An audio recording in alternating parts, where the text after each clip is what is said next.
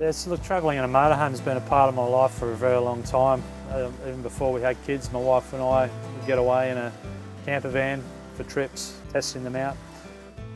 I've always been a bit of an adrenaline junkie, so having a 4x4 model in my horizon range was always part of my plan. Yeah, so I wanted to really put this 4x4 motorhome to the test, so I personally knew what it couldn't do. So planned to have a bit of an epic trip with the family, and we chose the Kimberleys in WA just because of its extremities. I'd heard that it had some pretty serious terrain on the Gibb River Road. So for this 4-week adventure, we had our family of 4 in our 4x4 motorhome. My family of 4 consists of my wife Kylie, my daughter Alicia and my son Samuel, and of course myself, Clayton. So yeah, we decided to head south to Adelaide and then go up through the centre. Went through Cooper Pedy, then Uluru, and then on to Alice Springs, and then that's where the off-road adventure began. We hit the Tanami Desert, or the famous Tanami track, which takes us directly over to Broome. So that was a fantastic experience as well, sort of being that remote, very few people out there. We actually just camped on the side of the road in the middle of the desert, about 200 kilometres from Wolf Creek.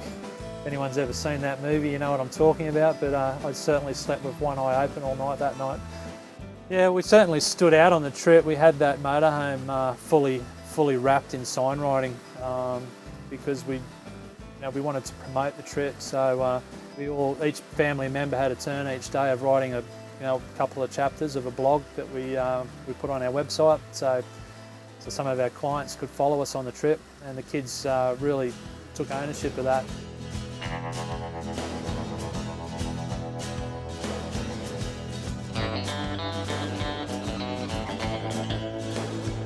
Kimberleys is an outdoor adventurous wonderland. The kids absolutely loved it. There's so much to see and do, from beautiful waterfalls and swimming holes to caves to explore, working cattle stations to visit and take tours on. We went to Elizabeth Station up there, and we went on a full-day tour of the station and saw Bradshaw Aboriginal art. I think the kids learnt more on that trip than they probably would have done in a term at school. Yeah, so look, I was really impressed with the Mercedes Benz Sprinter 4x4, both on the road and off the road. The fantastic thing about it was out on the highway, up in the Northern Territory, there's no speed limits. We could sit on 120 or 130 quite comfortably. On the dirt roads, getting into the corrugations, again, if you're travelling at 70 or 80, it absolutely would shake you to bits.